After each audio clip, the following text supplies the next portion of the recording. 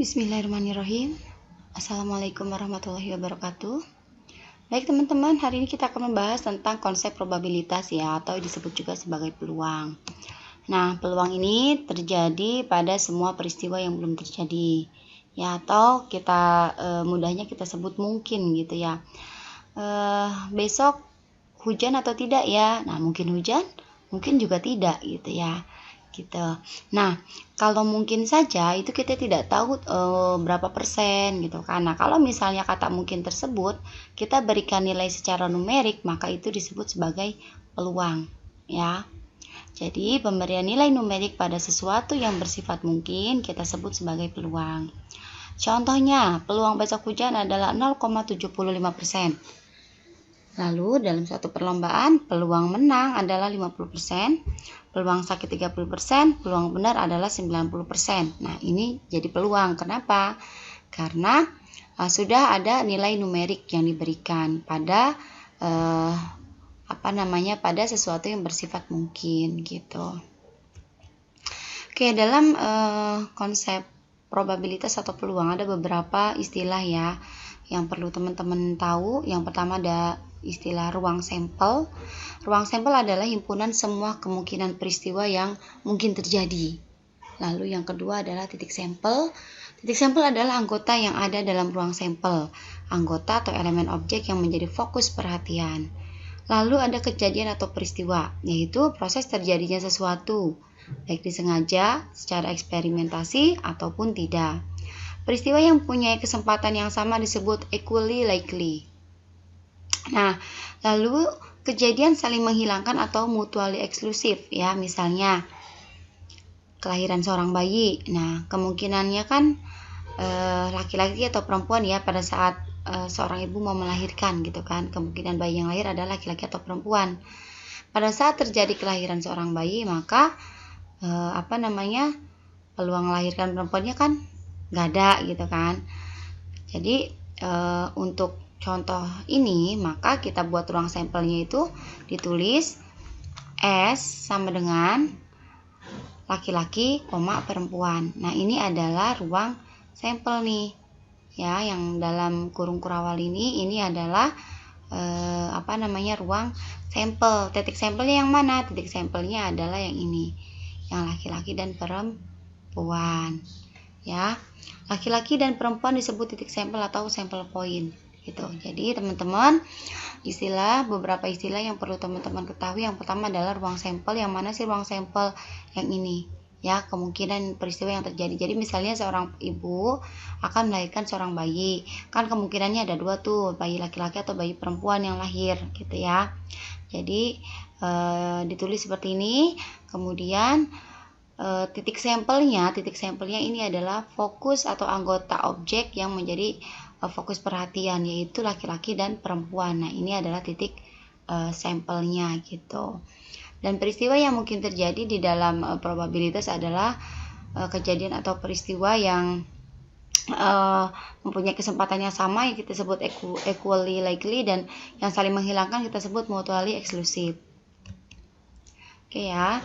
Jadi kita bahas ke ruang sampel. Ruang sampel adalah semua peristiwa yang mungkin terjadi dalam suatu sampel berukuran N yang dipilih dari suatu populasi. Misalnya begini. Misalnya kita mau melemparkan dua mata uang dengan permukaan A dan permukaan gambar B. Permukaan angka A dan permukaan gambar itu G gitu. Oke ya. Jadi kita punya koin nih. Punya dua koin. Koin itu kan ada dua sisi ya, yang gambar dan yang satunya angka gitu kan. Nah, yang angka itu A, yang gambar itu G. Kita buat simbol seperti itu. Maka ruang sampelnya adalah S ya, sama dengan kurung kurawal. Nah, ini yang kita isi ini adalah kemungkinan yang bisa terjadi. Jadi begitu dua koin gitu kita lempar, maka koin yang pertama bisa muncul A dan koin yang kedua juga munculnya bisa A juga, ya kan? Nah, itu kemungkinan yang pertama. Kemungkinan yang kedua, pada saat kita lempar tadi, yang muncul adalah koin pertama A, koin keduanya adalah gambar. gitu kan. Itu kemungkinan kedua. Lalu kemungkinan yang ketiga kebalikannya tadi, koin yang pertama munculnya gambar, koin yang kedua munculnya adalah angka. Atau kemungkinan yang selanjutnya adalah dua-duanya yang muncul adalah gambar semua gitu, atau angka gitu, G gitu ya. Maka dibuat seperti ini. Ini ruang sampel. Jadi kalau teman-teman diminta untuk membuat ruang sampel, maka dibuatnya seperti ini. Ya, kita isi yang di dalam kurung kurawal ini dengan titik sampel, yaitu elemen atau kemungkinan-kemungkinan yang terjadinya gitu ya. Oke, ruang sampel dapat juga diartikan sebagai himpunan semua sampel berukuran tertentu atau K ya simbolnya, yang mungkin diambil atau dipilih dari suatu populasi berukuran N. Lalu berkaitan dengan teori himpunan ruang sampel dapat diartikan sebagai himpunan. Ruang sampel dapat dinyatakan sebagai himpunan bagian dengan jumlah elemen, misalnya K dari N elemen, dengan N lebih besar dari K, sehingga jumlah yang mungkin dapat dibentuk dengan rumus kombinasi. Oke, nanti kalau bingung kita ke contoh ya, biar nggak bingung teman-teman. Kita ikutin dulu. Oke, konsep-konsep di dalam probabilitas yang pertama itu ada pandangan klasik atau intuitif, lalu ada pandangan empiris, dan ada pandangan subjektif. Bedanya di mana kita lihat. Kalau pandangan klasik ya, maka peluang atau probabilitas adalah harga angka yang menunjukkan seberapa besar kemungkinan suatu peristiwa terjadi di antara keseluruhan peristiwa yang mungkin terjadi. Nah, apabila suatu ruang sampel berisi n buah titik sampel yang equally likely, punya kesempatan yang sama tadi ya, yang equally likely itu, dan mutual eksklusif, yang saling menghilangkan ya, terdapat A buah titik sampel yang mendukung peristiwa A, maka peluang terjadi peristiwa A didefinisikan sebagai berikut. Oke, P ini ada probabilitas atau peluang. A yang dalam kurung ini adalah peristiwa atau kejadian ya, atau event. Nah, ini didapatkan dengan dari atau sama dengan A ini adalah jumlah peristiwa yang diinginkan per N. Ini adalah keseluruhan kejadian yang mungkin terjadi ya. Oke. Misalnya gini, misalnya saya punya koin, satu koin ya, koin itu kan gambarnya dua sisi ya, sisi satu gambar yang sisi satunya adalah angka. Kalau saya lemparkan satu kali, peluangnya itu bisa gambar, bisa juga angka gitu. Nah, kalau misalnya saya tanyakan di sini probabilitas munculnya angka pada pelemparan satu koin ya, satu koin dalam pelemparan satu kali koin adalah, ya kan? Oke, koinnya itu kan tadi ya dua sisi, berarti A ini adalah peristiwa atau kejadian yang diinginkan. Yang saya inginkan adalah munculnya gambar angka kan, berarti gambar angkanya kan 1 ya, 1 per N. N-nya itu apa? N-nya adalah seluruh kemungkinan yang bisa terjadi, yaitu bisa muncul A atau bisa muncul G, berarti ada 2. Berarti probabilitas atau peluang kejadian munculnya angka pada pelemparan satu koin dalam satu kali lemparan adalah 1/2 atau 0,5. Contohnya seperti itu. Oke, contoh yang lainnya seperti ini. Suatu percobaan melempar koin sebanyak 2 kali. Nah, tugasnya adalah tentukan ruang sampelnya. Yang kedua, hitung peluang keduanya muncul angka. Yang ketiga, hitung peluang muncul angka dan gambar. Dan yang keempat, hitung peluang keduanya muncul gambar. Oke, untuk menyelesaikan ini teman-teman bisa dibantu dengan membuat seperti ini ya. Nah, ini adalah tadi koin ya. Koin itu punya dua sisi ya. Sisinya adalah sisi gambar dan sisi angka dan sisi gambar. Ya, sisi angka dan gambar ini koin yang pertama. Nah, koin yang kedua juga sama, angka dan gambar gitu ya. Jadi pada pelemparan yang pertama bisa jadi yang muncul adalah A dengan A. Jadi koin pertama munculnya A, koin kedua juga munculnya A. Kemudian yang kedua bisa jadi adalah pada koin pertama muncul gambar angka dan yang kedua adalah gambar atau G. Kemudian peluang selanjutnya bisa jadi muncul gambar dan angka, juga bisa jadi gambar dengan gambar. Jadi ruang sampelnya adalah kita buat S sama dengan buat kurung kurawal ya. Titik-titiknya ini kemungkinan yang bisa terjadi itu kita tuliskan di sini. Ini adalah ruang sampel. Jadi kalau teman-teman ditugaskan buat atau tentukan ruang sampel ya, berarti membuat kayak begini gitu. Lalu hitung peluang keduanya muncul angka. Peluang muncul keduanya angka. Lihat peluang yang muncul di sini, atau teman-teman boleh lihat di ruang sampel yang muncul mana nih? Hitung peluang keduanya muncul angka. Nomor 3 ya, ini salah penomoran nih. Oke, di nomor 2 ini jawabannya di 3 ya, salah nih. Peluang munculnya keduanya angka atau AA kan, keduanya angka berarti AA. Ini AA ada berapa nih? Cuman 1 kan, AA cuman 1, berarti 1/4 karena peluangnya ada 4 nih, ada 4 kemungkinan yang terjadi, AA, AG, GA, dan GG. Jadi 1, 2, 3, 4. Jadi 1/4. Maka peluang munculnya keduanya angka adalah 0,25. Lalu hitung peluang munculnya angka dan gambar. Angka dan gambar. Ya, sini di nomor 2 ya. Angka dan gambar ada 2 kan? AG dan GA. Ya, maka 2 dibagi 4. Hasilnya 0,5. Lalu peluang muncul keduanya gambar ya. Gambar juga kan GG itu kan 1 ya, berarti 1/4 peluangnya 0,25. Gitu ya. Oke, kemudian pandangan empiris atau probabilitas relatif. Dalam pandangan ini, probabilitas berdasarkan observasi, pengalaman atau kejadian peristiwa yang telah terjadi. Dipakai untuk menentukan besarnya peluang terjadinya peristiwa berdasarkan pengalaman atau pendapat para ahli. Nah, apabila dari N buah rentetan peristiwa terdapat T buah peristiwa A, maka peluang terjadinya peristiwa A didefinisikan sebagai peluang A sama dengan limit T per N gitu ya. Contohnya begini. Berdasarkan temuan penelitian atau berdasarkan dari suatu penelitian diketahui bahwa di dalam 100 orang ibu hamil di suatu rumah sakit ada sebanyak 20 orang yang mengalami anemia. Ya. Pada suatu hari ibu X datang ke rumah sakit untuk memeriksakan kehamilannya. Berapakah peluang ibu X mengalami anemia? Jadi teman-teman kita hitung dulu dari angka 20 dan 100 ini. Maka peluang ibu mengalami anemia adalah 20/100. Jadi 0,2 ya. Maka ini juga berapa sih peluang ibu X mengalami anemia, yaitu 0,2 gitu. Ya, jadi hasil dari data sebelumnya gitu ya. Seperti itu. Oke, lalu yang terakhir adalah pandangan subjektif. Dalam pandangan subjektif, probabilitas ditentukan oleh pembuat pernyataan. Misalnya, seorang karyawan meyakini bahwa kalau ada kesempatan untuk pendidikan lanjut, maka yang akan dikirim adalah dirinya. Misalnya, dia yakin sebesar 95% atau 0,95. Atau contoh lainnya adalah, saya yakin kalau misalnya ibu saya datang gitu, saya akan dibawakan oleh-oleh. Saya yakin 90% misalnya. Itu pandangan subjektif gitu ya. Oke.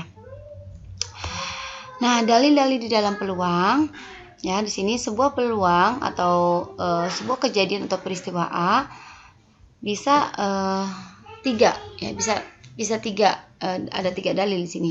Yang pertama bisa pasti terjadi. Nah, disebut kepastian akan memenuhi peluang kejadian A sama dengan 1. Ya, contohnya adalah setiap makhluk hidup yang bernyawa pasti akan mati. Kemudian yang kedua adalah mustahil. Ya, artinya jika nilai peluangnya adalah 0. Contohnya adalah jika laki-laki akan melahirkan. Nah, kalau mungkin maka ada di antara 0 dengan 1. Jadi gini teman-teman, maksudnya kalau suatu kejadian yang pasti akan terjadi itu bukan peluang lagi ya. Suatu peristiwa atau suatu kejadian yang pasti akan terjadi itu bukan namanya peluang. Ya, nilainya 1 pasti terjadi. Ya, nilainya 1 atau pasti terjadi.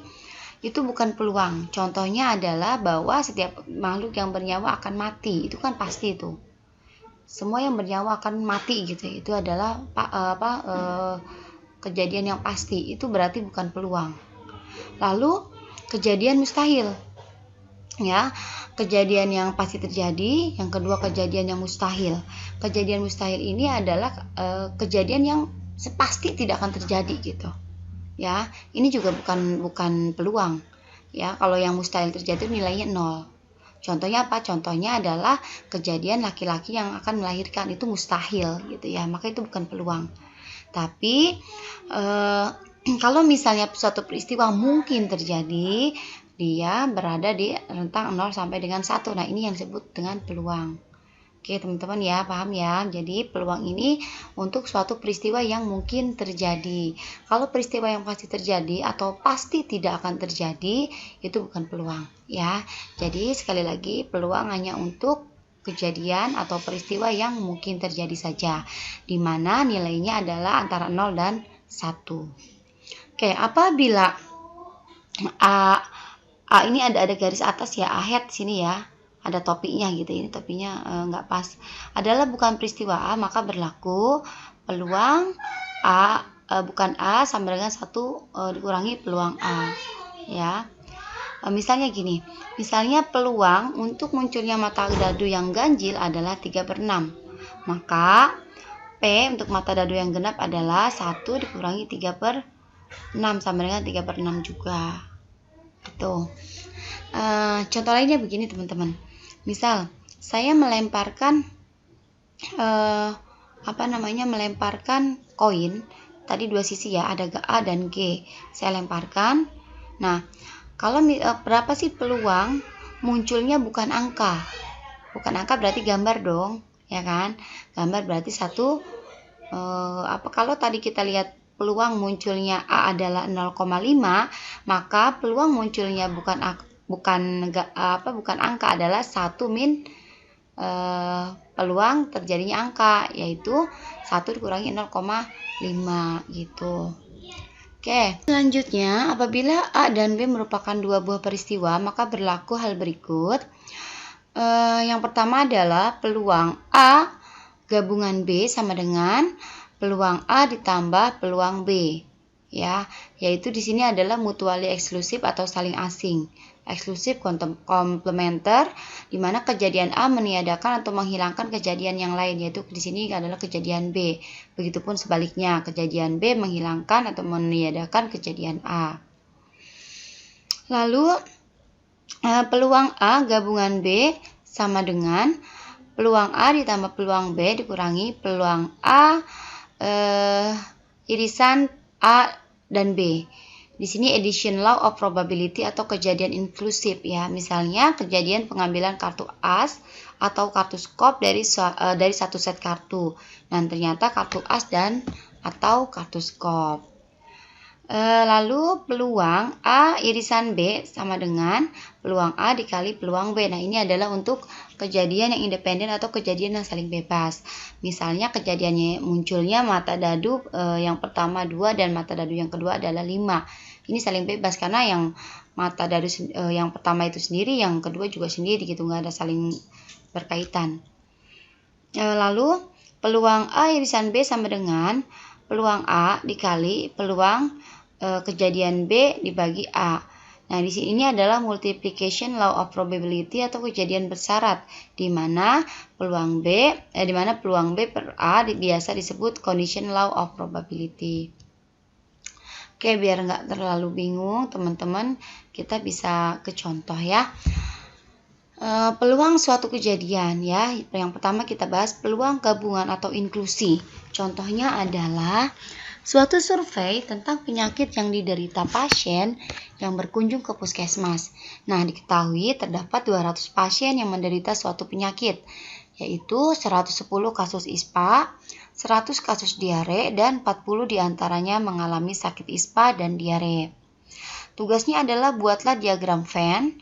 Lalu, jika kita datang ke puskesmas dan bertemu dengan salah seorang dari 200 pasien tersebut, berapa peluang bahwa orang tersebut menderita ISPA atau diare? Dan yang ketiga, jika selain penyakit ISPA dan diare terdapat kasus penyakit DBD, berapa orang pasien yang menderita penyakit DBD itu? Oke, teman-teman, jawabannya adalah di sini pertanyaan yang pertama membuat diagram Venn ya, diagram Venn seperti ini. Nah, di sini jika seluruh kasus penyakit adalah S, ya, seluruh kasus penyakit ini S ya di sini. Kemudian maka N besarnya S adalah 200. Jadi seluruhnya itu adalah 200. Nah, N ISPA, jumlah yang ISPA adalah 110. Yang jumlah diare 100, jumlah DPD 30. Dan jumlah ISPA, irisan diare adalah 40. Maka diagram Venn-nya sebagai berikut. Ya, kita buat lingkaran yang untuk ISPA dan lingkaran yang diare. Lalu, berapa sih yang gabung irisannya ISPA dan diare sama dengan 40? Maka di sini 40. Ya, lalu sisa ISPA berapa? ISPA kan keseluruhannya 110, maka 110 dikurangi 40 ini sisanya 70. Lalu yang diare adalah totalnya 100. Nah, yang berarti 100 dikurangi yang 40 ini, berarti 60. Nah, lalu totalnya jadi berapa nih? 70 ditambah 40 tambah 60, 170. Sedangkan total seluruh kasus adalah 200. Maka yang tidak termasuk ISPA dan diare atau keduanya adalah 30 ya. Nah, ini diagram Venn-nya sudah kita buat. Lalu jika kita datang ke puskesmas dan bertemu dengan salah seorang dari 200 pasien tersebut, berapa peluang orang tersebut menderita ISPA atau diare? Maka jawabannya adalah peluang ISPA gabungan diare adalah peluang ISPA ditambah peluang diare dikurangi peluang ISPA yang gabungan dengan peluang diare. Maka peluang ISPA-nya adalah 110 kan. ISPA kan 110 dibagi semua peristiwa yang bisa terjadi yaitu 200. Berarti 110 per 200 ditambah 100 per 200 ya. 100 ini adalah peluang kejadian ISPA dikurangi 40. Nah, 40 ini adalah ini ya. Sama dengan 170 per 200 sama dengan 80. Kalau kita sederhanakan menjadi 85 per 100. Maka peluangnya adalah 0,85 gitu. Lalu yang ketiga, selain penyakit ISPA dan diare, ada kasus DBD. Berapa orang pasien yang menderita penyakit DBD? Ya udah, berarti peluang penyakit DBD kan ini tadi 30 ya. 30 dibagi 200 berarti 0,15. Nah, maka peluang kejadiannya peluang ISPA yang bukan ISPA atau diare adalah 1 dikurangi peluang yang mengalami ISPA dan diare tadi ya. Maka 1 dikurangi 0,85 hasilnya 0,15. Oke, lalu peluang kejadian saling asing. Nah, contohnya adalah misalnya sebuah dadu berisi 6 ya, dilempar 1 kali. Berapa peluang kejadian munculnya mata dadu angka kurang dari 3 atau mata dadu angka lebih dari atau sama dengan 4? Maka penyelesaiannya seperti ini. Andaikan A adalah kejadian angka kurang dari 3 ya. Kalau kurang dari 3 berarti A itu 1 atau 2 ya. Maka peluang kejadian A adalah 2 per 6. Dari mana 6? Karena mata dadu ada 6 gitu. Lalu andaikan kejadian B adalah kejadian angka lebih atau sama dengan 4 ya, atau B maka B adalah 4, 5 dan 6. Maka peluang kejadian B adalah 3 ya. Ini 4, 5, 6 kan ada 3 tuh dibagi 6 yaitu jumlah jumlah seluruh mata dadu yang mungkin muncul. Oke, lalu A dan B adalah 2 kejadian saling lepas. Maka rumusnya ini tadi ya. P peluang kejadian A gabungan B adalah P peluang A ditambah peluang B. Berarti 2 per 6 ditambah 3 per 6 sama dengan 5 per 6. Nah, kasus ini adalah contoh kejadian yang saling asing atau eksklusif ya, tidak terikat satu sama lain. Lalu ada kejadian peluang saling bebas ya. Perhatikan contoh berikut. Misalnya ada pelemparan dadu, hasilnya muncul mata dadu genap dan muncul mata dadu yang di atas 2. Lalu berapakah peluang munculnya mata dadu yang genap dan mata dadu di atas 2? Nah, kita buat perumpamaan lagi. Misalnya A adalah angka genap. Ya, kalau angka genap itu kan ada di dalam mata dadu 1, 2, 3, 4, 5, 6 ya. Berarti yang angka genapnya adalah 2, 4, dan 6. Sehingga peluang kejadian A adalah 3 per 6. 3 itu ini ya, 2, 4, 6. Ada 3. Berarti 3 dibagi 6, yaitu jumlah seluruh mata dadu. Ya, jadi peluangnya adalah 0,5. Lalu kita buat perumpamaan B. B adalah angka di atas 2. Di atas 2 atau peluang B atau B 1, 3, 5, dan 6 yang ganjil ya, di atas 2 atau 1, 3, 5, 6. Maka peluang B-nya adalah 4 dibagi 6, yaitu 0,67. Karena A dan B kejadiannya saling bebas, maka gunakan rumus yang ini. Peluang A dikali peluang B, yaitu peluang A-nya 0,5 dan peluang B-nya adalah 0,67. Jadi hasilnya adalah 0,33. Nah, kasus ini adalah contoh kejadian yang bebas tetapi tidak eksklusif. Oke, kemudian peluang kejadian bersyarat ya. Kejadian bersyarat menjadi dasar penemuan dalil atau teorema Bayes ya.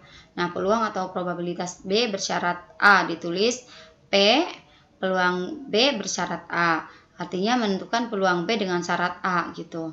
Ya, ini rumusnya. Kita langsung ke contoh saja. Nah, contohnya adalah hasil survei dari 900 orang tentang keluhan pasien saat berkunjung ke puskesmas. Nah, di sini yang jenis kelamin laki-laki mengeluh batuk 400, yang mengeluh muntah 100, dan mengeluh pusing ada 500. Lalu, yang jenis kelamin wanita yang batuk ada 150, yang muntah 250, dan pusing 400. Jumlah keseluruhan yang batuk berarti 550, yang muntah 350, dan yang pusing 900. Nah, pertanyaannya adalah berapakah peluang seorang wanita dengan syarat ia mengeluh batuk? Nah, untuk menjawab pertanyaan ini maka perhatikan syarat batuk yaitu 550 per 900. Nah, batuk kan jumlahnya 550. Total keseluruhannya adalah 100 ya. Berarti selanjutnya untuk melihat berapa peluang wanita yaitu 150 per 900 gitu. Ya, 150 wanita kan 150 ya. 150. Oke. Jadi, saya ulangi. Tadi kan untuk yang pertama adalah syarat untuk yang batuk tadi 550 per 900 ya. Yang 55-nya kan ini nih, jumlah seluruh yang batuk dibagi 900. 900 adalah seluruh orang ya. Lalu peluang yang wanitanya berarti 150 per 900. Berarti yang ini kan, yang wanita yang batuk 150 dibagi 900 seluruh orang. Sehingga peluangnya adalah 150 per 900 ya. Yang ini yang peluang wanita dibagi 550 per 900. Ini adalah yang batuknya tadi. Hasilnya 0,75. Maka jadi peluang wanita dengan keluhan batuk adalah 0,227 gitu. Oke, ini ada beberapa latihan ya. Ada latihan 1, latihan 2, latihan 3, latihan 4, latihan 5. Jadi, silakan teman-teman dicoba ya. Latihan 1 sampai dengan latihan 5. Nanti coba dikerjakan. Kita lanjut ke materi yang lain ya, yaitu mengenal aturan perkalian, permutasi, dan kombinasi. Oke, aturan perkalian. Aturan perkalian biasa digunakan untuk menentukan banyaknya pasangan, perpaduan, rute, atau jalur lintasan. Nah, ada 3 nih untuk menentukan. Yang pertama bisa menggunakan diagram pohon, bisa juga menggunakan tabel silang, bisa juga menggunakan pasangan terurut. Oke, kalau menggunakan diagram pohon seperti ini. Nah, pada dasarnya penggambaran pasangan dengan menirukan keadaan suatu pohon ya, yaitu ada batang, dahan, dan daun. Nah, contohnya seperti ini. Contohnya adalah jika Kiran memiliki dua kemeja, yaitu warna putih dan kuning, serta memiliki 3 celana panjang ya dengan warna hitam, coklat, dan biru. Berapa banyak pasangan warna kemeja dan celana panjang yang dapat dikombinasikan? Oke, kita tentukan dulu batangnya. Misalnya batangnya adalah warna kemeja. Kemejanya kan ada 2 tuh, putih dan kuning. Ya, lalu kita buat dahan. Dahannya adalah yang kedua tuh apa tadi? Adalah celana panjang. Ada 3 dengan warna hitam, coklat, dan biru. Ya, coklat hitam, coklat, dan biru. Maka nanti daunnya ini adalah hasil kombinasinya. Maka pasangannya bisa jadi putih dengan hitam, atau putih dengan coklat, atau putih dengan biru, atau kuning dengan hitam, kuning dengan coklat, atau kuning dengan biru ya. Ini diagram pohon. Atau bisa juga dengan tabel silang. Nah, aturan perkalian yang dibangun dalam tabel silang adalah memasangkan objek pada baris dan kolom. Nah, banyaknya pasangan objek baris dan kolom menunjukkan banyaknya pasangan yang dapat dibentuk. Ya, misalnya yang baris adalah ini, yang atas ini adalah untuk celana, ya, yang ini untuk kemejanya gitu ya. Nah, kemejanya ini nanti kombinasinya berarti putih hitam, putih coklat, putih biru, atau kuning hitam, kuning coklat, dan kuning biru gitu. Bisa juga dengan seperti ini. Lalu yang ketiga adalah dengan pasangan terurut. Misalnya himpunan warna kemeja dinyatakan dengan A, yaitu putih, kode kita buat P, dan kuning adalah K. Kemudian himpunan warna celana panjang dinyatakan dengan B, yaitu H, hitam, coklat C, dan biru adalah B. Maka himpunan pasangan berturut-turut yang dapat dihimpun sebagai berikut ya. A kali B sama D itu bisa jadi P dengan H atau putih hitam, putih coklat, putih ini bukan hijau ya, putih dengan biru maksudnya ya. Lalu kuning dengan hitam, kuning dengan biru, kuning dengan coklatnya belum ya. 1, 2, 3, 4, 5 kurang 1, mohon maaf, harusnya ada 6 ya. Jadi seluruhnya adalah ada 6, 2 dikali 3 ya. Itu untuk memilih pasangan warna kemeja dan celana panjang.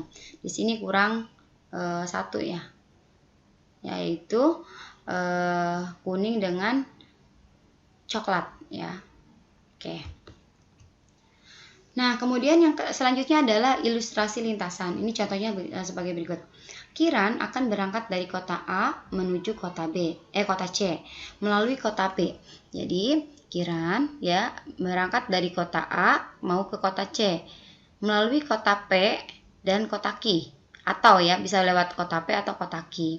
Dari kota A ke kota P di sini ada 3 jalur, ada 3 lintasan. Dan dari kota P ke kota C ini ada 4, 1, 2, 3, 4, ada 4 jalan. Nah, lalu kalau dari kota A ke kota Q ini ada 2 jalan atau 2 jalur. Nah, kemudian dari Q ke C nya ini ada 4 jalur ya. Lalu pertanyaannya, berapa banyak cara yang dapat ditempuh untuk bepergian dari kota A ke kota C? Oke. Nah, banyak cara bepergian dari kota A ke kota C ya melalui kota P. Pilihannya adalah kalau jalan dari kota A ke kota P dapat dipilih dengan 3 cara. Kalau dari kota P ke kota C dapat dipilih dengan 4 cara. Sehingga dari kota A ke kota C dapat melalui kota P adalah 3 dikali 4 yaitu 12 cara. Lalu banyak cara bepergian dari kota A ke kota C melalui kota Q ya. Ini kalau ke Q. Nah, dari kota A ke kota Q dapat dipilih dengan 2 cara. Lalu dari kota Q ke kota C dapat dipilih dengan 4 cara. Sehingga dari kota A ke kota C melalui kota Q ada 2 kali 4 yaitu 8 cara. Nah, maka keseluruhannya adalah ada 12 ditambah 8 yaitu 20 cara yang dapat ditempuh dari kota C ke kota A. Dari kota A ke kota C ya tadi ya. Oke, jadi gini, kalau dari A ini kan ada 3 nih, lewat P dulu ya, lewat 2 jalur kan, lewat P dulu nih, lewat P ada berapa jalur, bisa lewat 3, berarti bisa 1 ke 1, 1 ke 2, 1 ke 3, atau 1 ke 4, atau dari 2, 2 ke 1, 2 ke 2, 2 ke 3, atau 2 ke 4, atau dari 3, 3 ke 1, 3 ke 2, atau ke 3 ke 3, atau 3 ke 4. Nah, begitupun pada jalur yang dari A ke C melalui kota C gitu ya. Oke.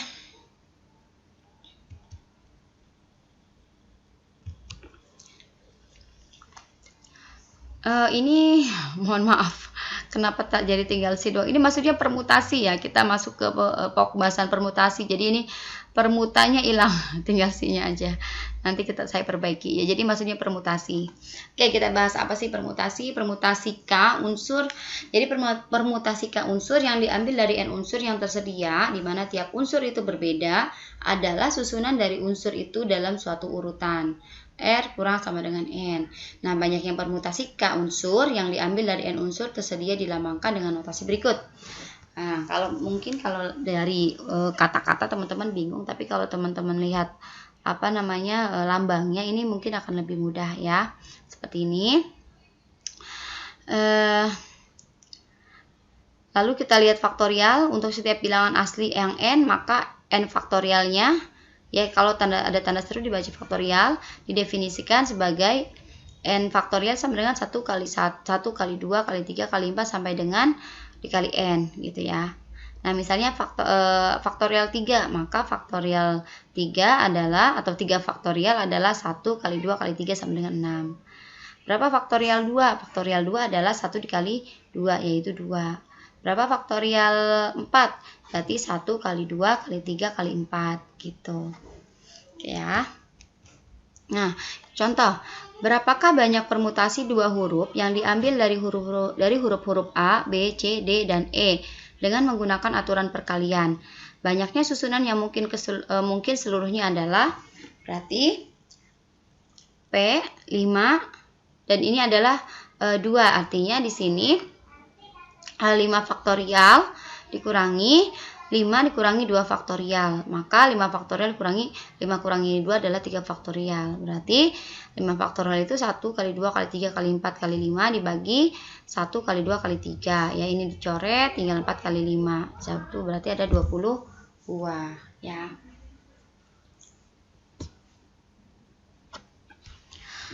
Oke, ada 20 buah, susunannya apa aja? Ya bisa seperti ini, bisa A dengan B, A dengan C, A dan D, A dan E, kemudian B dan C, B dan D, B dan E, kemudian bisa C dan D, C dan E, ya, kemudian D dan E gitu ya, atau kemudian kebalikannya juga gitu ya. Totalnya adalah ada 20. Oke.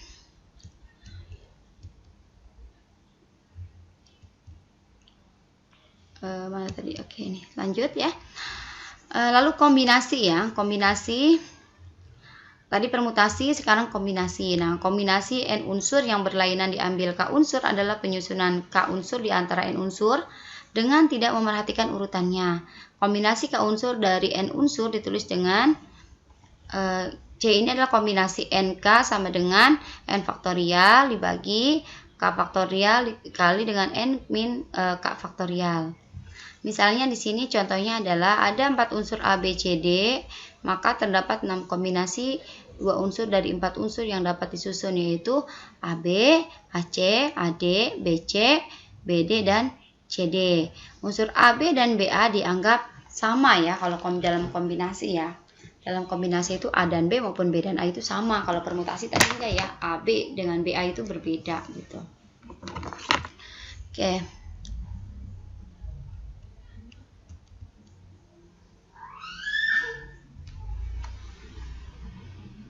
Nah, ini contoh tadi yang permutasi ya. Yang permutasi itu urutan AB dengan BA itu dihitung satu masing-masing satu. Tapi kalau dikombinasi baik AB maupun BA ini sama, jadi dihitungnya satu gitu. Ya, kalau dipermutasi enggak, dihitungnya itu susunannya itu berbeda gitu, dihitung sendiri. Gitu ya. Tapi kalau kombinasi misalnya A dengan AB dengan BA, ini kalau di dalam kombinasi itu sama, jadi hitungnya satu gitu.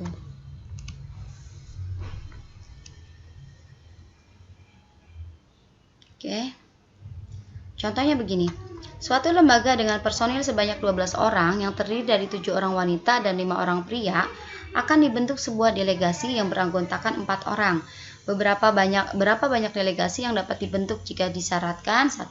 Setiap orang dari 12 orang mempunyai hak yang sama untuk dipilih sebagai anggota. 2. Anggota delegasi terdiri dari 2 orang laki-laki dan 2 orang wanita. Maka menggunakan permutasi kombinasi ya. Kombinasi 12, ini 12 adalah jumlah anggota keseluruhan dan 4 ini adalah jumlah yang diminta. Maka rumusnya 12 faktorial dibagi 4 faktorial dikali 12 min 4 faktorial. Hasilnya adalah 495 ya. Oke. Memilih 2 orang laki-laki dari 5 orang laki-laki yang tersedia merupakan kombinasi 2 unsur yang diambil dari 5 unsur. Ya, maka misalnya kita milih 2 orang laki-laki dari 5 orang laki-laki. Maka 5 faktorial ya, jumlah orangnya dibagi 2 faktorial adalah 2 unsur yang diinginkan dikali 5 dikurangi 2 ya, hasilnya 10. Kalau misalnya memilih 2 orang wanita dari 7 wanita yang tersedia, maka kombinasi 7 dengan 2 di sini adalah 7 faktorial dibagi 2 faktorial dikurangi 7 min 2 faktorial, hasilnya 21. Lalu dengan menggunakan aturan perkalian, maka banyaknya delegasi yang terdiri dari 2 orang laki dan 2 orang wanita adalah 10 kali 21, jadi 210. Oke teman-teman, kita lanjut ke distribusi probabilitas ya. Distribusi probabilitas ini ada 3, ada binomial, Poisson, dan normal. Nah, apa sih distribusi binomial? Distribusi binomial ini menggambarkan fenomena dengan dua hasil atau outcome-nya.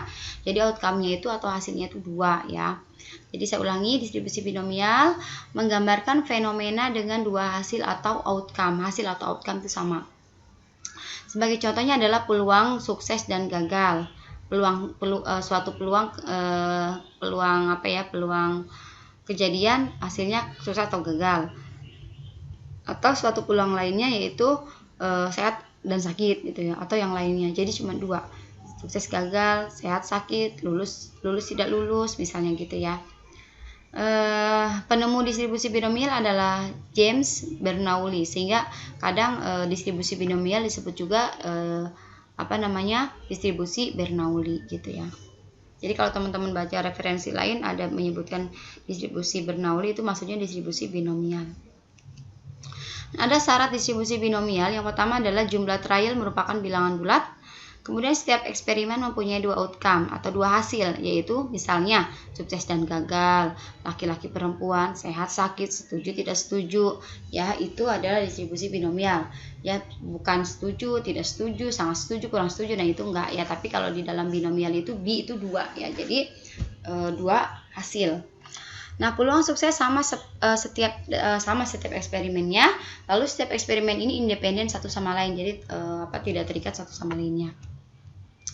Trial independen adalah setiap trial atau peristiwa bebas satu sama lain. Misalnya seperti ini, probabilitas seorang bayi tidak diimunisasi polio adalah 0,2. Ya, pada suatu hari di puskesmas A ada 4 orang bayi. Nah, hitunglah peluang bayi tersebut, 2 orang belum imunisasi polio. Nah, jadi di dalam kejadian binomial ini dikatakan B, X sama dengan 2, ya tadi bayinya ya, 2 orang bayinya 2, lalu N sama dengan 4, ya ini N4 ini adalah jumlah orang bayi yang ada di puskesmas, lalu P adalah 0,2, ini adalah peluang bayi yang tidak diimunisasinya. Nah, katakanlah bayinya itu bernama bayi A, bayi B, bayi C, dan bayi D ya. Maka 2 orang bayi yang tidak diimunisasi bisa saja bayi A dan bayi B, atau bayi A dengan bayi C, atau bayi A dengan bayi D, atau bayi B dengan bayi C, atau bayi B dengan bayi D, atau bayi C dengan bayi D gitu. Nah, jadi ada 6 pasang ya yang mungkin merupakan kombinasi dari 4 objek yang pasangannya adalah 2, X sama dengan 2, dan N sama dengan 4. Maka kombinasinya adalah sebagai berikut. NX adalah, N-nya ini adalah 4 ya, tadi 4 faktorial dibagi 2 ini adalah 2 bayi yang yang ditanyakan ya, 2 faktorial dikali 4 ini adalah jumlah bayi yang ada dikurangi dengan 2 faktorial, jadi hasilnya 0,154. Oke, selanjutnya adalah distribusi Poisson. Apa sih distribusi Poisson? Distribusi Poisson digunakan untuk menentukan peluang suatu kejadian yang jarang terjadi, tetapi mengenai populasi yang luas atau area yang luas dan juga berhubungan dengan waktu. Ya, jadi kalau Poisson ini dia untuk kejadian yang yang jarang banget ya, yang jarang banget terjadi. Contohnya misalnya peluang yang jarang banget terjadi adalah misalnya gerbang tol yang setiap hari dilewati oleh ribuan mobil gitu ya, akan terjadi kecelakaan gitu. Dari sekian ribuan itu mungkin ada 1 atau 2 mobil yang kecelakaan gitu ya. Nah, itu kan kejadiannya bisa kita katakan kejadian sangat jarang gitu ya, sangat jarang terjadi gitu. Atau contoh yang lainnya adalah dikatakan kejadian seseorang akan meninggal karena shock pada waktu disuntik dengan vaksin meningitis, yaitu 0,0005 itu peluangnya. Sangat kecil gitu ya, padahal vaksin tersebut selalu diberikan kalau seseorang ingin pergi haji. Nah, jadi distribusi Poisson ini merupakan fungsi untuk probabilitas. Ya, rumusnya peluang X sama dengan mu ya, pangkat X ini. Di sini lihat dulu deh, ini lambangnya ya. Ada mu itu sama dengan lambda sama dengan N dikali P ya. N-nya adalah jumlah, P-nya adalah peluang sama dengan E ya, E-nya adalah konstanta, X ini nilai rata-rata, E konstanta di sini adalah nilainya 2,71828. Sedangkan X ini adalah varian random discrete ya, 1, 2, 3 dan seterusnya bilangan bulat gitu. Oke, biar nggak bingung saya langsung ke contoh. Nah, contohnya adalah diketahui probabilitas untuk terjadi shock pada saat imunisasi dengan vaksin meningitis adalah 0,0005 ya, jadi sangat jarang sekali. 5/1000 ya, 5/10.000. Lalu kalau di suatu kota jumlah orang yang dilakukan vaksinnya ada 4000, maka hitunglah peluang tepat 3 orang yang akan terjadi shock. Nah, tadi kan rumusnya adalah mu sama dengan lambda sama dengan n dikali p, maka n-nya adalah 4000 karena jumlah orangnya adalah 4000 dikali 0,0005, ini adalah peluangnya. Nah, n kali p kan sama dengan 2. Nah, maka kita gunakan rumus yang ini. Hasilnya peluang X-nya adalah kejadian orang yang mengalami shock ya.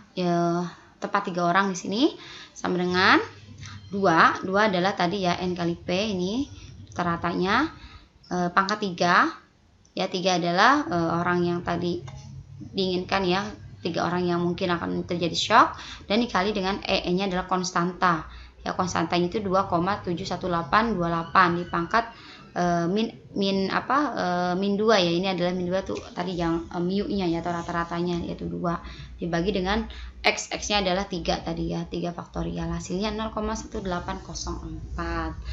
Oke, lalu yang terakhir adalah distribusi normal atau Gauss ya. Nah, jika diketahui suatu variabel berdistribusi normal, maka kita akan mudah untuk melakukan inferensi seberapa sering suatu kejadian akan terjadi. Nah, rumus eksponensial untuk distribusi normal itu ini, integral ya. Ada ciri khas distribusi yang normal ini, ciri khasnya adalah satu simetris, dua bentuknya seperti lonceng. Dulu kalau teman-teman masih ingat pada saat saya mengajarkan hubungan antara min, median, dan modus itu menyerupai kurva seperti lonceng, kurvanya ya bentuknya simetris gitu. Ada titik belok yaitu besarnya mu plus minus tau ya. Lalu luas di bawah kurvanya adalah probability atau sama dengan probability sama dengan 1. Oke teman-teman, untuk materi ini saya cukupkan ya, saya tidak terlalu bahas secara mendetail banget untuk distribusi ya, rumus-rumus. Kalau misalnya teman-teman pusing tidak apa-apa, nanti kita diskusikan pada saat kita Zoom ya. Kita ketemu lagi nanti di materi yang satu laginya. Saya cukupkan dulu, terima kasih. Assalamualaikum warahmatullahi wabarakatuh.